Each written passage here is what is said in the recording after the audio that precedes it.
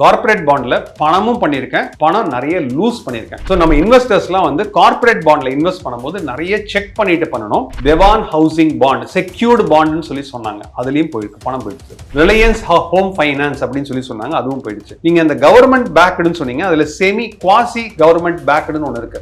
AAA இது ரெண்டுமே வந்து ஓரளவு பாதுகாப்பான பாண்ட்ஸ். அவங்க வந்து ரிட்டர்ன்ஸ் வந்து கரெக்டாக கொடுத்துருவாங்க, நம்முடைய முதலீட்டுக்கு வந்து மோசம் போகாது அப்படின்ற ஒரு நம்பிக்கை இருக்குன்னு வச்சுக்கோங்களேன். இப்போ அதுலேயும் கூட பார்த்தீங்கன்னா திடீர்னு ஓவர் நைட் வந்து அவங்க டிக்கு கொண்டு வந்துடுறாங்க, சிக்கு கொண்டு வந்துடுறாங்கன்னு சொல்றீங்களே, அது அதிர்ச்சியா இருக்கு. நீங்க சொன்ன மாதிரி இந்த AA ரேட்டடை வந்து சிங்கிள் ஏவா மாத்துறாங்க, இல்ல ஏயை வந்து பியா மாத்துறாங்க, பியை வந்து சியா மாத்துறாங்க, இல்ல AA இருந்து டியா மாத்துறாங்கன்னா அப்போதான் நம்மளோட கேபிட்டல் ஃபுல்லாமே போயிடுது சார். 1000 ரூபாய் பாண்ட். ஸோ அந்த அளவுக்கு வந்து பாண்ட் இன்வெஸ்டிங் அப்படிங்கிறது சப்ஜெக்ட் டு மார்க்கெட் ரிஸ்க். நான் ரிஸ்க் எடுக்கவே விரும்பலை. நான் வந்து ஒரு பாசிவ் இன்கம் எதிர்பார்க்குறேன்.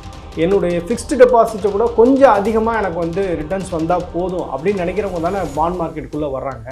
ஒரு ரிஸ்க் எடுக்கலாம் அப்படின்னா என்னோட ரிஸ்க் பணம் வந்து ஒரு 10 lakhs அப்படின்னா அந்த 10 lakhsக்கு வந்து ஒரு வட்டி வரட்டும், 2 வட்டி வரட்டும், அந்த மாதிரி வந்து I just take some more risk on that. ஜென்ரலாக வந்து பணத்தை எடுக்க வேண்டாம், ஒரு லாக்கினோட வேணும் அப்படின்னு சொல்லி சொன்னீங்கன்னா ஃபர்ஸ்ட் யூஸ் பண்ண வேண்டியது வாலண்டரி ப்ராவிடென்ட் ஃபண்ட்.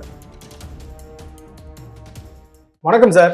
வணக்கம் ஸ்டீஃபன். பாண்ட் இன்வெஸ்ட்மெண்ட்ஸ் பற்றி தொடர்ச்சியாக நம்ம பேசிட்டு இருக்கோம். நம்ம சப்ஸ்கிரைபர்ஸ்க்கு நிறைய கேள்விகள் இருக்குது அப்படின்றதையும் நான் பார்க்குறேன். அவர்களுடைய சார்பாக சில கேள்விகளை நான் கேட்க விரும்புகிறேன். இப்போ பாண்ட் இன்வெஸ்ட்மெண்ட்ஸை பொறுத்தவரையில் 2 டைப் இருக்குது. ஒன்று வந்து பார்த்தீங்க அப்படின்னா கவர்மெண்ட் பாண்ட்ஸு, இன்னொன்று வந்து கார்ப்பரேட் பாண்ட்ஸு. இப்போ நீங்கள் பர்சனலாக வந்து எந்த பாண்டில் அதிகமாக இன்வெஸ்ட் பண்ணியிருக்கீங்க? உங்களுடைய பாண்ட் இன்வெஸ்ட்மெண்ட்ஸ் எக்ஸ்பீரியன்ஸ்னா என்ன சார்? ஜென்ரலாக வந்து கவர்மெண்ட் பாண்ட்ல இன்வெஸ்ட் பண்றது ரொம்ப ரொம்ப சேஃப், செக்யூர்டு. அதுல நிறைய பணமும் பண்ணியிருக்கேன். அது லிஸ்டட் பாண்டா இருந்ததுன்னா உங்களுக்கு வந்து இன்ட்ரெஸ்ட் ரேட் கம்மி ஆகும் போது உங்களுக்கு 20% கூட அப்ரிசியேஷன் கொடுக்கும். ஒரு எக்ஸாம்பிளோட சொல்லணும்னா NHAI அப்படின்னு சொல்லி சொல்றோம், national highway authorities of India. அவங்க வந்து 2008 2009 8.1% ஒரு பாண்டை உள்ள கொண்டு வராங்க. 20 இயர்ஸ், அதாவது 2027 28 தான் மெச்சூரிட்டி ஆக போகுது. அது வந்து 1000 ரூபாய் பாண்டு கொடுக்குறாங்க. 1000 ரூபாய்க்கு வாங்கின பாண்டு ஆஃப் மார்க்கெட்ல, அதாவது செகண்டரி மார்க்கெட்ல 1200 ரூபாய் வரைக்கும் போயிருக்கு. ஸோ எதுவுமே வந்து ஒரு கவர்மெண்ட் பேக்கடு பிரின்சிபல் ஒழுங்கா வரும், 8% டாக்ஸ் ஃப்ரீ இன்கம் வரும் அப்படின்னு சொல்லி சொன்னீங்கன்னாக்கா எப்பப்பெல்லாம் இன்ட்ரெஸ்ட் ரேட் கம்மி ஆகுதோ அப்பப்பெல்லாம் இந்த பாண்டினுடைய விலை, அது அப்ரிசியேஷன் உங்க கைக்கே வந்துடும். ஸோ இதுல நான் இன்வெஸ்ட் பண்ணியிருக்கேன், ஐ ஹவ் மேட் மணி. இது வந்து ஒன்று. ரெண்டாவது பொறுத்த அளவுக்கு கார்ப்பரேட் பாண்டுன்னு ஒரு வேர்டு யூஸ் பண்ணீங்க. கார்ப்பரேட் பாண்ட்ல பணமும் பண்ணியிருக்கேன், பணம் நிறைய லூஸ் பண்ணியிருக்கேன். ஸோ நம்ம இன்வெஸ்டர்ஸ்லாம் வந்து கார்ப்பரேட் பாண்ட்ல இன்வெஸ்ட் பண்ணும்போது நிறைய செக் பண்ணிட்டு பண்ணணும். அதுல வந்து என்ன பார்க்குறீங்கன்னா லிஸ்டட் பாண்டுன்னே சொல்லிடலாம். நம்ம லிஸ்டட் ஸ்பேஸ்லேயே எங்கெங்கெல்லாம் பணம் லூஸ் பண்ண அப்படிங்கிறத சொல்லிடலாம்.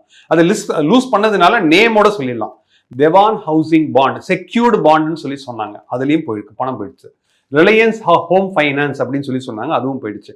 நீங்க அந்த கவர்மெண்ட் பேக்டுன்னு சொன்னீங்க, அதுல செமி குவாசி கவர்மெண்ட் பேக்டுன்னு ஒன்று இருக்கு. ILFSன்னு யார் வேணா போய் இன்டர்நெட்ல சர்ச் பண்ணி பார்க்கட்டும். ILFSல கூட ஒரு செக்யூர்டு பாண்ட்லாம் வந்து 2018 போட்டிருந்தாங்க.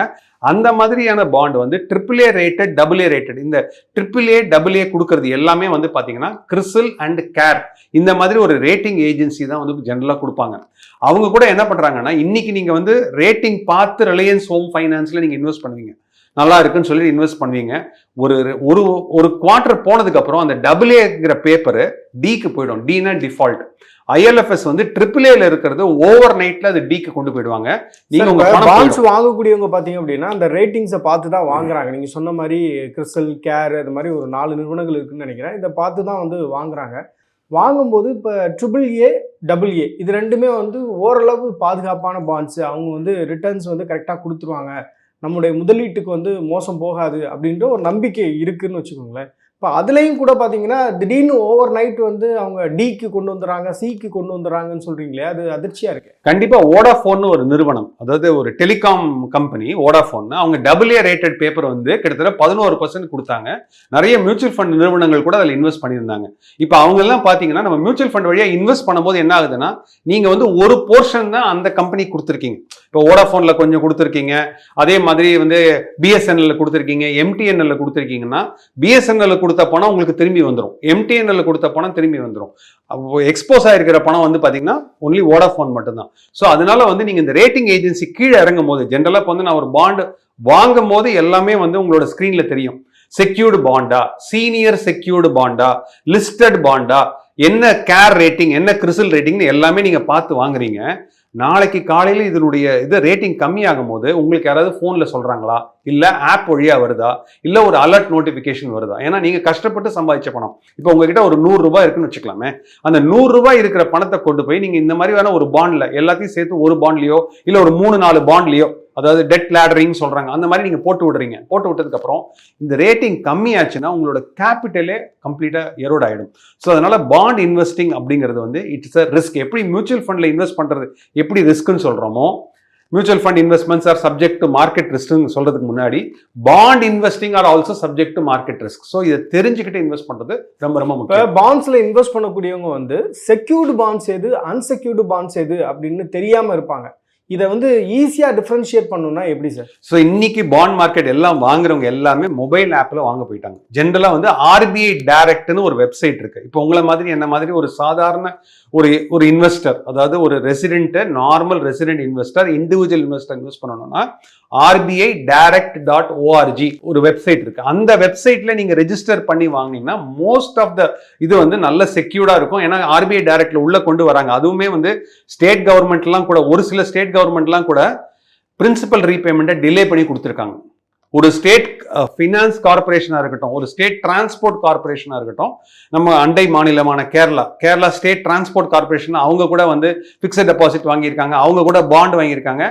இன்ட்ரெஸ்ட் ஒழுங்கா கொடுத்துருவாங்க, கேபிட்டல் ஒரு 6 மாசம் கழிச்சு கொடுப்பாங்க. ஸோ இந்த மாதிரிலாம் டிஃபால்ட் இருக்கு. ஸோ நீங்க வாங்கும் போது என்ன பண்றீங்கன்னா, எல்லா விதமான இன்ஃபர்மேஷனும் உங்களோட வெப்சைட்ல நீங்க மொபைல் ஆப்ல கிளீனா இருக்கு. இதுல எங்க பிரச்சனை வருது அப்படின்னா, நீங்க சொன்ன மாதிரி இந்த AA ரேட்டடை சிங்கிள் ஏவா மாத்துறாங்க, இல்ல ஏயை பியா மாத்துறாங்க, பியை சியா மாத்துறாங்க, இல்ல AA ல இருந்து டியா மாத்துறாங்கன்னா, நமக்கு ஒரு வாரத்துக்கு முன்னாடி நமக்கு ஃபோன் பண்ணி சொல்லிட்டாங்கன்னு வச்சுக்கலாம் சார், நம்ம அந்த பாண்டை செகண்டரி மார்க்கெட்ல வித்துடலாம். நம்ம கிட்ட இந்த இன்ஃபர்மேஷன் கொடுக்கறது கிடையாது. வந்ததுக்கு அப்புறம் தான் நம்ம நியூஸ் பேப்பர் பார்த்து தெரிஞ்சுக்கிறோம். அந்த குவார்டர்லி நியூஸ் வந்ததுக்கு அப்புறம் தான் தெரிஞ்சுக்கிறோம். அப்பதான் நம்மளோட கேபிட்டல் ஃபுல்லாமே போயிடுது சார். சார், இப்போ கார்பரேட் பாண்ட்ஸை பொறுத்தவரையில ஒரு அன்சேஃப் அப்படின்னு சொல்றீங்க. உங்களுடைய எக்ஸ்பீரியன்ஸையும் கூட ஷேர் பண்ணீங்க. ரிலையன்ஸ் கம்யூனிகேஷனா இருக்கட்டும், அப்புறம் திவான் ஹவுசிங்கா இருக்கட்டும், இதெல்லாம் ஒரு எக்ஸாம்பிளா நீங்க சொல்றீங்க. பட் ஆனா கவர்மெண்ட் பாண்ட்ஸ்லேயே பாத்தீங்க அப்படின்னா நம்ம நம்பி வாங்குறோம், செக்யூர்டா இருக்கும் நம்பி வாங்குறோம். பட் அதுலேயுமே சில சிக்கல்கள் வர்றதை பார்க்க முடியுது. உதாரணத்துக்கு சொல்லணும் அப்படின்னா, ஆந்திர பிரதேஷ் கவர்மெண்ட் இஷ்யூ பண்ண பாண்ட்ஸ் எந்த அளவுக்கு இன்னைக்கு பிரச்சனையா இருக்கு அப்படின்றத பார்க்க முடியுது. இது மாதிரி நிறைய இஷ்யூஸையும் நம்ம கவனிக்க முடியுது. ஸோ ஜென்ரலா இந்த மாதிரியான ஒரு ரிஸ்க்குக்கான நான் என்ன சொல்றேன்னா, உங்களுடைய பாண்ட் போர்ட்ஃபோலியோன்னு சொல்லுவேன், இல்லைனா ஃபிக்ஸட் இன்கம் போர்ட்ஃபோலியோன்னு சொல்லுவேன். கண்டிப்பாக ஒரு 50 வயசுக்கு மேலே போனா, 55 வயசுக்கு மேலே போச்சுன்னா நீங்க ஒரு ஃபிக்ஸட் இன்கம் போர்ட்ஃபோலியோ கிரியேட் பண்ணுங்க. ஃபிக்ஸட் இன்கம் போர்ட்ஃபோலியோ கிரியேட் பண்ணும்போது ஒரு ரொம்ப ரொம்ப இம்பார்ட்டன்டான பிரின்சிபல் என்னன்னா, ஹையர் ரிஸ்க் எடுத்தால் தான் ஹையர் ரிட்டர்ன் வரும், லோயர் ரிஸ்க் எடுத்தால் லோயர் ரிட்டர்ன் வரும். இது எல்லாருக்குமே தெரியும். ஜென்ரலாக நான் என்ன சொல்றேன்னா, நீங்க ஒரு 30% டாக்ஸ் பிராக்கெட்ல இருக்கீங்க அப்படின்னு சொன்னீங்கன்னா, தயவு செஞ்சு பப்ளிக் ப்ராவிடென்ட் ஃபண்ட் PPF, அது ஒரு 15 இயர் லாக்னு சொல்றாங்க. அந்த 15 இயருக்கு அப்புறம் பாத்தீங்கன்னா ஒன்லி 5 இயர்ஸ் தான் இருக்கும். இப்போ நம்ம ஒரு 50 இயர் இன்வெஸ்டர் நீங்க பாக்குறீங்கன்னா, அவர் 25 வயசு 30 வயசுல அவர் ஒரு PPF அக்கௌண்ட், சின்ன அக்கௌண்ட் ஓபன் பண்ணி வச்சுக்கிட்டு கண்டிப்பா கொஞ்சம் கொஞ்சமா அமௌண்ட் டெபாசிட் பண்ணிக்கிட்டே வந்திருந்தாருன்னா, 50 வயசுக்கு அப்புறம் பாத்தீங்கன்னா அவருக்கு 15 வருஷம் லாக்இன் கிடையாது. ஒரே நாள்ல போயிட்டு SBI, ஸ்டேட் பேங்க் ஆஃப் இந்தியாலயோ போஸ்ட் ஆஃபீஸ்லயோ போய் டக்குன்னு எடுத்துட்டு வந்துடலாம், பணத்தை எடுத்துட்டு வந்துடலாம். ஸோ அப்படி இருக்கும்போது PPFங்கிறது 7.1%. அது கிட்டத்தட்ட கோல்டு மாதிரின்னு கூட சொல்லலாம். அதாவது என்னன்னா, கேபிட்டல் போகாது, வட்டி வருஷம் உங்களுக்கு ஆட் பண்ணிட்டே இருப்பாங்க. 7.1% கொடுக்குறாங்க. இது காம்பவுண்டிங் ப்ராசஸும் நடக்கும் இல்லையா? காம்பவுண்டிங் ப்ராசஸ் 7.1 டாக்ஸ் ஃப்ரீ வேற. அதே மாதிரி நான் ஜென்ரலா நம்ம சேனல் நிறைய பேர் 60 வயசுக்கு மேல இருக்கும் நிறைய பேர் பாக்குறாங்க. 60 இயர்ஸ்க்கு மேல பாக்குறீங்கன்னா, சீனியர் சிட்டிசன் சேவிங் ஸ்கீமை கண்டிப்பாக மறந்துடாதீங்க. சீனியர் சிட்டிசன் சேவிங் ஸ்கீம்ங்கிறது ஜென்ரலா 8.2% அது வரைக்கும் கொடுக்குறாங்க. 8.2ங்கிறது ஒரு அருமையான திட்டம். நம்ம கூட பட்ஜெட் பத்தி நம்ம பேசும்போது என்ன சொல்லியிருந்தோம்னா, பிரதான் மந்திரி வியாய் வந்தன யோஜனா அப்படின்னு LICல அதெல்லாம் இப்ப கிடையாது. அந்த மாதிரியான ஸ்கீம்ஸ் தான் நம்ம சீனியர் சிட்டிசன்ஸ் கொண்டு வரணும். அப்படி கொண்டு வந்தாதான், ஏன்னா அவங்க கஷ்டப்பட்டு சேர்த்த 20 லட்சமோ 30 லட்சமோ 50 லட்சத்தையோ இந்த மாதிரி இந்த பாண்டில் போய் போடுறேன், எனக்கு தெரியாத பாண்டில் போய் போடுறேன்னு சொல்லிட்டு நீங்களும் ஒரு கேஸ் ஸ்டடி மாதிரி ஆயிடக்கூடாது. ஸோ ஒரு 5 வருஷம் கழிச்சு 10 வருஷம் கழிச்சு, சார் நானும் அந்த பாண்டில் போட்டேன், நானும் பணத்தை லூஸ் பண்ணேன். ஸோ அதுக்காக நான் என்ன சொன்னேன்னா, கவர்மெண்ட் பேஸ்ல போடுங்க. சார் இப்போ ஆஸ் அன் இண்டிவிஜுவல் இன்வெஸ்டர் நமக்கு நிறைய நாலேஜ் இருக்கு, நம்மளால 12% பண்ண முடியும்னா, ஒரு 82 லட்சம் உள்ள மியூச்சுவல் ஃபண்ட் இண்டஸ்ட்ரியில ஒரு 50% டெட் மார்க்கெட்ல இருக்குன்னா, 40 லட்சம் கோடி மேனேஜ் பண்றவனால ஒரு 12% கொண்டு வர முடியாது. மியூச்சுவல் ஃபண்ட் மேனேஜர்ஸ்னால ஏன் கொண்டு வர முடியல அப்படின்னா, செக்யூர்டுன்னு சொல்றாங்க. அந்த கொடுத்த செக்யூரிட்டியே they are not available for this. Senior செக்யூர்டா இருந்தா உங்களுக்கு ஃபர்ஸ்ட் ரைட் திருப்பி கிடைக்குது. ஆனா ஒரு தடவை டிஃபால்ட் ஆயிடுச்சுன்னா அவன் உங்களை விட பயங்கரமா கால்குலேட் பண்ணி தான் அந்த டிஃபால்ட்டே பண்றாங்க. மயிலாப்பூர்ல கூட வந்து நீங்க பாத்தீங்கன்னாக்க ஒரு கோல்டு பேஸ்டு, அதாவது கோல்டு பேஸ்டு டெட் ஸ்கீம்ல நீங்க பிக்ஸட் டெபாசிட்ல ஒரு 12% வருது, 11% 12% வருதுன்னு நிறைய பேர் கேபிட்டலை லூஸ் பண்ணிட்டு நிறைய கஷ்டப்பட்டு இருக்காங்க. சார் இப்போ 30 இயர்ஸ்ல இருக்கக்கூடிய ஒருத்தர் வந்து ஒரு லட்ச ரூபா இல்லை 1.5 லட்ச ரூபா சம்பளம் வாங்குறாரு அப்படின்னா அவர் வந்து பிபிஎஃப்ல வந்து இன்வெஸ்ட் பண்றது பெஸ்ட் அப்படின்னு சொல்றீங்க. அதே மாதிரி ஒரு சீனியர் சிட்டிசனாக இருக்காரு அப்படின்னா அவர் வந்து போஸ்ட் ஆஃபீஸில் இருக்கக்கூடிய சீனியர் சிட்டிசன் ஸ்கீமில் வந்து இன்வெஸ்ட் பண்ணணும் அப்படின்றது உங்களுடைய சஜஷன் இல்லையா? ஸோ கண்டிப்பாக நான் வந்து என்ன சொல்லணும்னா, நான் ஒரு எம்ப்ளாயியாக இருக்கேன் அப்படின்னு சொன்னீங்கன்னா முடிஞ்ச அளவுக்கு இந்த வாலண்டரி ப்ராவிடென்ட் ஃபண்டுன்னு சொல்கிறோம். அந்த voluntary VPF voluntary provident fund, அதை வந்து பிபிஎஃப் விட வாலண்டரி ப்ராவிடென்ட் ஃபண்ட் வந்து ஒரு ஸ்டெப் மேலே. ஆனால் இப்போ ப்ராவிடென்ட் ஃபண்டில் வந்து பார்த்தீங்கன்னா, எம்ப்ளாயி ப்ராவிடென்ட் ஃபண்டில் பார்த்தீங்கன்னா இப்போ தான் வந்து நிறைய டெக்னாலஜிக்கல் சேஞ்சஸ்லாம் கொண்டு வந்துட்டு ஒரு சிங்கிள் பேனுக்கு ஒரு யூஏஎன் நம்பர் அப்படின்னு சொல்றாங்க. ஸோ இந்த மாதிரி ஒரு இதெல்லாம் கொண்டு வந்துட்டு இருக்காங்க. அங்கேயும் வந்து நீங்கள் பணத்தை எடுக்கும் போது, அதுவும் வந்து புனே பேஸ்டு இபிஎஃப்ஓ ஆஃபீஸ் அந்த மாதிரிலாம் பார்த்தீங்கன்னா பணமே வெளியில் வர மாட்டேங்குது. ஸோ முடிஞ்ச அளவுக்கு தமிழ்நாடாக இருந்ததுன்னா எனக்கு தெரிஞ்சு எந்த விதமான ப்ராப்ளமும் இல்லை. தமிழ்நாட்டை பொறுத்தளவுக்கு, அது சென்னையை பொறுத்தளவுக்கு எந்த விதமான ப்ராப்ளமும் இல்லை. நீங்கள் எம்ப்ளாயியாக இருந்தீங்கன்னா இந்த வாலண்டரி ப்ராவிடென்ட் ஃபண்டை எக்ஸ்ப்ளோர் பண்ணுங்க. ரெண்டாவது வந்து என்னன்னா, ஒரு தனியாக எனக்கு ஒரு டெட் போர்ட்ஃபோலியோ வேணும் அப்படின்னீங்கன்னா இனிஷியல் ஸ்டேஜஸ்ல பப்ளிக் ப்ராவிடென்ட் ஃபண்டை மிஸ் பண்ணாதீங்க. இது வந்து நம்ம பிப்ரவரி 2026 நம்ம ரெக்கார்ட் பண்றோம். மார்ச் 31க்குள்ள அவங்க வந்து 1,50,000 ரூபாய் வரைக்கும் கூட அவங்க டெபாசிட் பண்ணலாம். அதே மாதிரி ஏப்ரல் 1ஆம் தேதி வந்துருச்சுன்னா அவங்க இன்னொரு 1,50,000 கூட டெபாசிட் பண்ணலாம். ஆனா 1ஆம் தேதியிலிருந்து 5ஆம் தேதிக்குள்ள டெபாசிட் பண்ணா மட்டும்தான் அந்த மாசத்துக்கு உள்ள வட்டி கிடைக்கும். இப்போ இன்னைக்கு வந்து நம்ம வந்து பிப்ரவரி 28 போடுறீங்கன்னு வச்சுங்களேன், 25 போடுறீங்க அப்படின்னீங்கன்னா பிப்ரவரி 25லேருந்து 28 வரைக்கும் உங்களுக்கு எந்த விதமான வட்டியும் வராது. ஆனா இதே நீங்க மார்ச் 4ஆம் தேதி அன்னைக்கு போடுறீங்க, மார்ச் 5ஆம் தேதி அன்னைக்கு போடுறீங்கன்னா மார்ச் 1ஆம் தேதியிலிருந்து மார்ச் 31ஆம் தேதி வரைக்கும் உள்ள என்டையர் வட்டி கிடைச்சிடும்.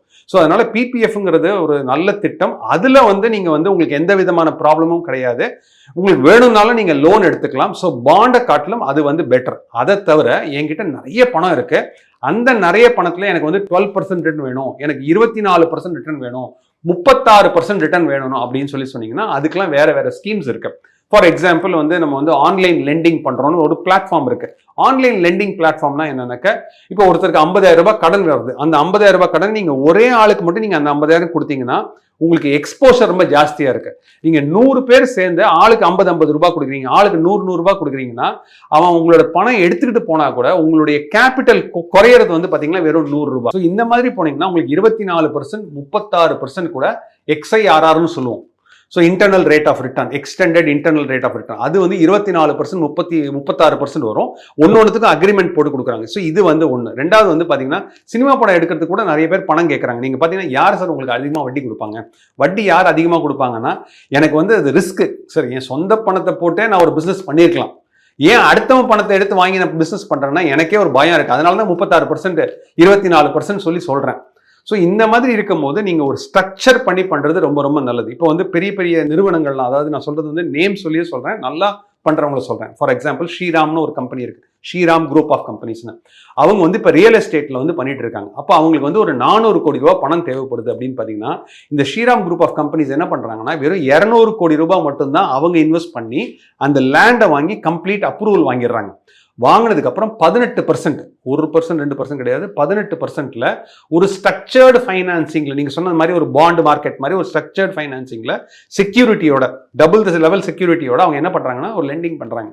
அப்ப லெண்டிங் பண்ணும்போது என்ன பண்றாங்கன்னா, வீடு விற்கும் போது யார் லெண்டரோ அந்த எக்ஸ்ட்ரா 200 கோடி போட்டவங்களோ அவங்களே வந்து உங்களுக்கு டாக்குமெண்ட்டை வந்து ஒவ்வொரு ஃபிளாட் ஓனருக்கு அவங்க வித்து கொடுக்குறாங்க. இந்த மாதிரி பண்ணும்போது 18% பண்ணி கிளையண்ட்டுக்கு 14%, 15% வருது. ஆனால் மினிமம் இன்வெஸ்ட்மெண்ட் இந்த மாதிரி பண்ணுறதுக்கு கேட்டிங்கன்னா 1 கோடி ரூபா. இது பேர் வந்து alternate investment fund in real எஸ்டேட்னு சொல்கிறோம். ஸோ இந்த மாதிரி உள்ளதெல்லாம் இதுக்கெல்லாம் வந்து ஸ்ட்ரக்சர்டு ஃபைனான்சிங் இருக்காங்க. ஸோ அதனால நீங்கள் கஷ்டப்பட்டு பண்ண சம்பாதிச்சதை ஜஸ்ட் செக்யூர்டா இருக்கா, கேர் ரேட்டிங் இருக்கா, கிறிஸ்டல் ரேட்டிங் இருக்கா, AAA இருக்கா, AA இருக்கா அப்படின்னு மட்டும் பார்த்து இன்வெஸ்ட் பண்ணாதீங்க. ஏன்னா ரேட்டிங் குறையும் போது உங்களுக்கு ஃபோன் பண்ணியோ இல்லை உங்கள் ஆப்லேயோ உங்களுக்கு SMS கொடுத்தோ இல்லை உங்களுக்கு ஒரு இமெயில் கொடுத்ததுக்கு அப்புறம் அவங்க குறைக்க போகிறது இல்லை. ஒன்ஸ் ரேட்டிங் கம்மி ஆயிடுச்சுன்னா 1000 ரூபாய் பாண்டு அடுத்த நாள் பார்த்தீங்கன்னா 50 ரூபாய்க்கு வந்துடும், 950 ருபீஸ் வந்து போயிடும் 1000 ரூபாய் பாண்ட். ஸோ அந்த அளவுக்கு வந்து பாண்ட் இன்வெஸ்டிங் அப்படிங்கிறது it's subject to market risk. Sir, இப்போ ரிஸ்க் எடுக்கக்கூடியவங்களுக்கு நீங்கள் இந்த சஜஷனும் சொல்கிறீங்க. நான் ரிஸ்க் எடுக்கவே விரும்பலை, நான் வந்து ஒரு பாசிவ் இன்கம் எதிர்பார்க்குறேன். என்னுடைய ஃபிக்ஸ்டு டெபாசிட்டை கூட கொஞ்சம் அதிகமாக எனக்கு வந்து ரிட்டர்ன்ஸ் வந்தால் போதும் அப்படின்னு நினைக்கிறவங்க தானே பாண்ட் மார்க்கெட்டுக்குள்ளே வர்றாங்க. ஸோ ஜென்ரலாக வந்து அந்த மாதிரி பார்த்தீங்கன்னாக்க இப்போ டீப் டிஸ்கவுண்டிங் பாண்ட் அப்படின்னு ஒரு கான்செப்ட் இருக்கு. அதுக்கப்புறம் வந்து ஒர்க்கிங் கேபிட்டல் ஃபைனான்ஸ்னு சொல்லி ஒரு கான்செப்ட் இருக்கு. அது வந்து என்னன்னு கேட்டிங்கன்னா அதுவும் வந்து மொபைல் ஆப் படி தான் சொல்கிறோம். ஸோ நான் ஒரு பிஸ்னஸ் நடத்திக்கிட்டு இருக்கேன், எனக்கு வந்து நிறைய டெட்டார்ஸ் இருக்காங்க, நான் வந்து என்ன பண்ணுவேன், அவங்களுக்குலாம் நான் பே பண்ணணும். அதை வந்து நான் வந்து என்ன பண்ணேன்னா ஒரு ஷார்ட் டேர்முக்காக நான் யூஸ் பண்ணுறேன், எனக்கு 12% போதும் 13% போதும்னா இதுக்கெல்லாம் கூட உங்களுக்கு ஒரு ஆப் இருக்கு. இது வந்து ஷார்ட் டியூரேஷனில் பண்ண முடியும். ஸோ நீங்கள் வந்து என்ன பண்ணணும்னா உங்களுடைய ஓவரால் கேபிட்டல், இப்போ என்னோட ஓவரால் கேபிட்டல் 100 ரூபாய் அப்படின்னு சொல்லி சொன்னீங்கன்னா ரிஸ்க் எடுக்கக்கூடிய கேபிட்டல் எவ்வளவு அப்படிங்கறத நீங்க டிசைட் பண்ணணும். அந்த ரிஸ்க் எடுக்கக்கூடிய கேபிட்டல் வந்து 5 ரூபீஸ் 10 ரூபீஸ் அப்படின்னா அந்த 10 ரூபீஸ்க்குள்ள நீங்க என்ன ரிஸ்க் வேணா நீங்க எடுத்துக்கோங்க. ஏன்னா நீங்க வந்து மைண்ட் லெவல்ல நீங்க வந்து செட் பண்ணிட்டீங்க, அதாவது லாஸ் ஆனா எனக்கு இந்த 10 தான் ஆகணும். நம்ம இன்வெஸ்டர்ஸ் என்ன பண்றாங்கன்னா என்கிட்ட இருக்கிறதே மொத்தமே 5 லட்சமோ 10 லட்சமோ, அந்த 5 லட்சம் 10 லட்சத்தை கொண்டு போய் இந்த மாதிரியான ஒரு இடத்துல நான் போட்டுட்டு அதுக்கப்புறம் கேபிட்டலே போயிடுச்சுன்னா உங்களால் கேபிட்டல் கூட வராது. ஸோ நீங்க என்ன பண்ணணும்னா எவ்வளவு உங்க லைஃப்ல ரிஸ்க் எடுக்க முடியும், அந்த ரிஸ்க் கேபிட்டல் எவ்வளவோ அதுக்கு மட்டும் இந்த மாதிரி நீங்க பாண்ட்லாம் எடுத்து நீங்க ஒன்னொன்னா செக் பண்ணி போடுறதுல எந்த விதமான தவறுமே இல்லை. பாண்ட் மார்க்கெட்டுக்குள்ள நீங்க எப்ப என்ட்ரானீங்க, எப்ப நீங்க இன்வெஸ்ட் பண்ண ஸ்டார்ட் பண்ணீங்க? ஸோ என்னுடைய ஃபர்ஸ்ட் வந்து பாண்ட் ஃபிக்ஸட் டெபாசிட், பாண்டை தவிர நான் வந்து ஃபிக்ஸட் இன்கம்னு சொல்லலாம். நான் வந்து ஜென்ரலாக நான் ஸ்டார்ட் ஆனது வந்து 91 92ல தான் என்னுடைய ஃபிக்ஸட் இன்கம் எக்ஸ்போஜரே ஆரம்பிக்குது. ஜென்ரலாக வந்து நான் நிதி கம்பெனின்னு ஒரு கம்பெனியில் வந்து நான் என்னோட ஃபிக்ஸட் இன்கம் வந்து நான் ஸ்டார்ட் பண்ணேன். அங்கேயே வந்து ஒரு 18% 16% அந்த மாதிரி போட்டு அதுலேயே அடி வாங்கிட்டேன். அதுக்கப்புறம் அப்போலோ அப்படின்னு சொல்லிட்டு அந்த டைமில் 92 93ல அப்போலோ ஃபிக்ஸட் டெபாசிட் ஸ்கீம்ஸ் அந்த மாதிரிலாம் இருந்தது. நிறைய ஃபிக்ஸட் டெபாசிட்டில் போட்டு ஃபிக்ஸட் டெபாசிட்டில் வந்து ஐ ஹவ் லாஸ்ட் மணி FDலேயே. அதுக்கப்புறம் பாண்ட் மார்க்கெட்டில் ப்ராப்பராக ஒரு பாண்ட் மார்க்கெட்டில் வந்தது அப்படின்னு பார்த்தீங்கன்னா RBI பாண்ட். அந்த டைமில் நான் சொல்றது 95 96 97 அந்த டைம் ஃப்ரேமில் 7% தான் கொடுத்தாங்க, 7% டேக்ஸ் ஃப்ரீன்னு கொடுத்தாங்க. இப்போ தான் வந்து டாக்ஸபிள் பாண்டு அதெல்லாம் வந்து இப்போ தான் கொண்டு வந்திருக்காங்க. ஸோ நான் அஃபிஷியலாக நான் வந்து பாண்ட் மார்க்கெட்டில் வந்தது 96 97ல் வந்தேன். பட் ஜென்ரலாக வந்து எனக்கு லோன் இருந்ததுனாக்க, அதாவது நான் வந்து என்ன சொல்ல போறேன்னா நான் இப்போ என்னோட லோன் வந்து 12% இருக்கு. ஸோ என்னுடைய லோன் வந்து நான் கட்டுற லோனே 12% 11% கட்டும் போது கண்டிப்பாக நான் வந்து 7% 8% இருந்தேன்னா ஐ வில் பி லூசிங். அதே மாதிரி 2007 2008ல் நான் வந்து என்ன பண்ணேன்னா இந்த மாதிரியான நான் சொன்ன மாதிரி NHA national highway authority of India, rural electrification corporation, ஹட்கோ பாண்டு, இதெல்லாம் வந்து 1000 ரூபாய் பாண்ட் வாங்கி 1200 ரூபாய்க்கு செகண்டரி மார்க்கெட்டில் வித்திருக்கேன் செக்யூர்டு பாண்ட். ஏன்னா ஒரு 20 இயர் பீரியடோட இருந்தது. ஸோ அதனால இதெல்லாம் டாக்ஸ் ஃப்ரீ இன்கம். ஸோ அதனால நீங்க ஒரு பாண்ட் இன்வெஸ்டிங் பண்றீங்கன்னா எல்லா விஷயத்தையும் தெரிஞ்சுக்குங்க. இன்னும் இன்வெஸ்ட் தான் பண்ணிட்டு இருக்கீங்களா sir? Today also I am also getting money from இந்த NHA ஃபுல்லாவே நான் டைல்யூட் பண்ணல, REC பாண்ட்ல நான் இன்னும் ஃபுல்லா டைல்யூட் பண்ணல, ஹட்கோ பாண்ட்லேருந்து நான் இன்னும் டைல்யூட் பண்ணல. ஒரு சில இன்வெஸ்ட்மெண்ட்லாம் பார்த்தீங்கன்னா மார்ச் மாசத்துல வந்து ஒரு லம்சமாக நமக்கு வந்து ஆனுவல் இன்ட்ரெஸ்ட் தான் கொடுப்பாங்க, அந்த மாதிரி வருது. அக்டோபர் நவம்பர்ல பார்த்தீங்கன்னா அதுக்கு ஒரு சைசபிளான ஒரு இன்ட்ரெஸ்ட் வருது. ஸோ இன்னும் I am still holding on to bonds. நான் முடிஞ்ச அளவுக்கு நான் வந்து என்ன பண்ணுவேன்னா பாண்ட்ஸ் பொறுத்த அளவுக்கு I will invest only with government, RBI direct அந்த மாதிரியான ஒரு இடத்துல இன்வெஸ்ட் பண்ணிட்டு எதெல்லாம் வந்து சேஃபா இருக்கோ, ஃபார் எக்ஸாம்பிள் ஒரு ரிஸ்க் எடுக்கலாம் அப்படின்னா என்னோட ரிஸ்க் பணம் வந்து ஒரு 10 lakhs அப்படின்னா அந்த 10 lakhsக்கு வந்து ஒரு வட்டி வரட்டும் 2 வட்டி வரட்டும் அந்த மாதிரி வந்து I just take some more risk on that. Sir நம்ம PPF VPF பத்தி எல்லாம் பேசணும். ஒரு எம்ப்ளாயி ஒரு 30 வயசுல இருக்கக்கூடிய அந்த 30 இயர்ஸ் பிராக்கெட்ல இருக்கக்கூடிய எம்ப்ளாயின்னு வச்சுப்போம். இப்போ அவர் வந்து VPFல இன்வெஸ்ட் பண்றதா, இல்ல வந்து PPFல இன்வெஸ்ட் பண்றதா, இல்ல NPFல இன்வெஸ்ட் பண்றதா, இல்ல பாண்ட்ல இன்வெஸ்ட் பண்றதா, எது அவருக்கு வந்து ஒரு நல்ல ஒரு வெல்த் கிரியேஷனா இருக்கும்? ஜென்ரலா வந்து பணத்தை எடுக்க வேண்டாம், ஒரு லாக்இனோட வேணும் அப்படின்னு சொன்னீங்கன்னா ஃபர்ஸ்ட் யூஸ் பண்ண வேண்டியது வாலண்டரி ப்ராவிடென்ட் ஃபண்ட். ஆனால் அதில் இன்ட்ரெஸ்ட் ரேட் வந்து பார்த்தீங்கன்னா PPF ரேட்டை விட ஜாஸ்தியாக இருக்கும். அந்த ரேட் வந்து ஜென்ரலாக வந்து ஏப்ரல் மே ஜூனில் தான் வந்து லேபர் மினிஸ்ட்ரியோட சேர்ந்து ஃபைனலைஸ் பண்ணுறாங்க. அது வந்து ஜென்ரலாக பார்த்தீங்கன்னா 8% 8.1% கூட கிடைக்குது. ஸோ பப்ளிக் ப்ராவிடென்ட் ஃபண்டை விட உங்களுக்கு எக்ஸ்ட்ரா 1% வந்து வாலண்டரி ப்ராவிடென்ட் ஃபண்டில் கிடைக்குது. ஜென்ரலாக வாலண்டரி ப்ராவிடென்ட் ஃபண்ட் போகிறது ரொம்ப ரொம்ப நல்லது. இதை விட ஒரு பெஸ்ட் ஆப்ஷன் அப்படின்னு பார்த்தீங்கன்னா NPS நீங்கள் ஒரு வேர்டு சொன்னீங்க, நேஷனல் பென்ஷன் ஸ்கீம். இதை பொறுத்த அளவுக்கு ஓல்டு டாக்ஸ் ரெஜிம்லையும் இது எலிஜிபிள், நியூ டாக்ஸ் ரெஜிம்லையும் எலிஜிபிள். உங்க எம்ப்ளாயர் வந்து உங்க பேசிக் சேலரியில 10% வரைக்கும் அவருக்கு நீங்க கான்ட்ரிபியூட் பண்றது. இப்போ என்னோட சேலரி வந்து நீங்க வந்து 30 இயர்ஸ் ஐடியில் இருக்கேன், எனக்கு வந்து 1.5 லட்ச ரூபா சம்பளம், என்னோட பேசிக் சேலரியே 1 லட்சம்னா தயவு செஞ்சு NPSல கண்டிப்பாக நீங்க எம்பேனல் பண்ணுங்க. NPS பொறுத்தளவுக்கு நீங்க 10% போட்டீங்கன்னா நியூ டாக்ஸ் ரெஜிம்ல வரும். அதுல நீங்க 50,000 ரூபாய் கூட நீங்க ஒரு வாலண்டரி கான்ட்ரிபியூஷன் நீங்க பண்ண முடியும். ஸோ அதனால வந்து செகண்ட் இது வந்து NPS. அது போக என்கிட்ட எக்ஸ்ட்ரா பணம் இருக்கு, அதாவது ஃபார் எக்ஸாம்பிள் தீபாவளிக்காக கொஞ்சம் பணம் வருது, பொங்கலுக்காக வருது, கிறிஸ்மஸ்க்காக வருது, அந்த மாதிரிலாம் பணம் வருது அப்படின்னு சொன்னீங்கன்னா பப்ளிக் ப்ராவிடென்ட் ஃபண்ட்ல நீங்க எக்ஸ்ட்ரா ஒரு அக்கௌண்ட் ஓபன் பண்ணி நீங்க நிறைய டாப் அப் பண்ணணும் அப்படிங்கிற அவசியம் கிடையாது. என்ன டாப் அப் பண்ணலாம்னா ஒரு 1 லட்சம் 50,000 25,000 அந்த மாதிரி நீங்க பிபிஎஃப் அக்கௌண்ட்டை லைட்டா ஆக்டிவ் பண்ணி வச்சுக்கோங்க. எங்கேயோ ஒரு இடத்துல வந்து ஒரு கேஷ் வருது, யாரோ ஒருத்தர் ஒரு 40,000 50,000 கேஷ் கொடுக்குறாங்க, அந்த 50,000க்கு செல்போன் வாங்குறதுக்கு பதிலாக இந்த பப்ளிக் ப்ராவிடென்ட் ஃபண்ட்ல போட்டுட்டு வாங்க. அதே மாதிரி ஒரு 50 வயசு கிராஸ் ஆயிடுச்சுன்னா பிபிஎஃப் வந்து நீங்க உங்களோட பிரைமரி சோர்ஸா வச்சுக்கிட்டீங்கன்னா நல்லா தூங்கலாம், எந்த விதமான ப்ராப்ளமும் இல்லை, கேபிட்டலுக்கு எந்த விதமான பிரச்சனையும் கிடையாது. ஒரே நாள்ல நீங்க லோன் எடுத்துக்கலாம். அதுவும் ஹஸ்பண்ட் பேர்ல வைஃப் பேர்ல 2 அக்கௌண்ட் வச்சிருந்தீங்கன்னா நீங்க ஒரு சைசபிள் கார்பஸ் நீங்க கொண்டு வரலாம். 8 கோடி ரூபா 9 கோடி ரூபா மியூச்சுவல் ஃபண்ட்ல இன்வெஸ்ட் பண்ணியிருக்கவங்க எல்லாருமே கூட பப்ளிக் ப்ராவிடென்ட் ஃபண்ட்ல 1.5 லட்ச ரூபா வருஷம் போட்டுட்டு வராங்க. ஏன்னு கேட்டீங்கன்னாக்க ஒரு எமர்ஜென்சி, ஏன்னா மார்க்கெட் நாளைக்கு 40% கீழே விழுந்ததுன்னா உங்களுடைய 9 கோடி ரூபா போர்ட்ஃபோலியோல 3 கோடி 60 லட்சம் போயிடுச்சுன்னு நீங்க நினைச்சிட்டு இருப்பீங்க. அந்த மாதிரியான டைம்ல இந்த பப்ளிக் ப்ராவிடென்ட் ஃபண்ட் மாதிரியான ஒரு ஃபண்ட்ல நீங்க வந்து ஒரு 50 லட்சம் இருக்கு 60 லட்சம் இருக்குன்னா மார்க்கெட் கண்டிப்பாக ஒரு 6 மாசம் 8 மாசம் 1 வருஷத்துல ரிவைவ் ஆகும்.